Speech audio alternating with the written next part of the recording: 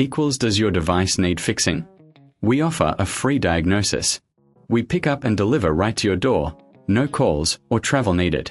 We send you a quote before repairing, and only go ahead if you approve it.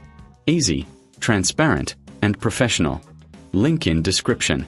To start, gather your tools: a Phillips screwdriver, a plastic prying tool, and a microfiber cloth. First, power off your Lenovo Vostro 3510 and unplug it.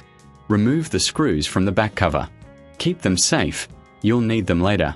Next, use the plastic prying tool to gently lift the back cover. Be careful not to damage any clips. Once it's off, take a moment to clean the internal components with the microfiber cloth. Dust can affect performance. Now, locate the LCD cover. Check for any screws holding it in place. Remove these screws carefully. Once free, gently lift the LCD cover away from screen. Before installing the new cover, do a visual inspection. Ensure there are no cracks or defects. Place the new LCD cover in position and secure it with the screws. Reattach the back cover, ensuring all clips are secure. Replace the screws you removed earlier.